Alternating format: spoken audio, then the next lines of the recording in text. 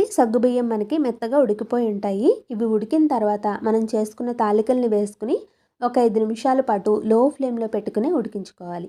వీటిని వేసిన వెంటనే కలపకుండా ఒక 2 నిమిషాల పాటు అలాగే వదిలేయండి. తర్వాత దీన్ని నిదానంగా కలుపుకోవాలి. మరీ ఎక్కువగా కలిపేసినా ఇవి విరిగిపోయి పాయసం అంతా కూడా చిక్కగా అయిపోతుంది. ఇవి ఉడికేటప్పుడు వాటంతట అవే పైకి ఇలా తేలిన తర్వాత గరిటెతోటి నిదానంగా కలుపుకోవాలి. మధ్యలో 1-2 సార్లు ఇలా నిదానంగానే కలుపుకుంటూ ఉండాలి. లేదంటే తాలికలు గిన్నె అడుగుకు వచ్చేసి అంతా కూడా ముద్దగా అయిపోతుంది. ఇవి ఉడికాయి లేదో ఒకసారి చెక్ చేసుకోవాలి అంటే స్పూన్తో కానీ గరిటెతో కానీ ఒకసారి గట్టిగా ప్రెస్ చేసామంటే మెత్తగా విరిగిపోతే కనుక ఉడికిపోయినట్టే. ఇవి ఇలా ఉడికేటప్పుడే కొద్దిగా తాలికలు చేసుకున్న పిండిని నీళ్ళల్లో కలుపుకుని దీంట్లోకి వేసుకుని ఉడికించుకోవాలి. ఇలా పిండి వేసుకున్న తర్వాత ఒక 5 నిమిషాలకి మనకు కొంచెం దగ్గర పడినట్టుగా ఉంటుంది. ఇప్పుడు దీంట్లోకి యాలకుల పౌడర్ని, వేయించుకున్న డ్రై ఫ్రూట్స్ని వేసుకుని స్టవ్ ఫ్లేమ్ని ఆఫ్ చేసేసుకోవాలి.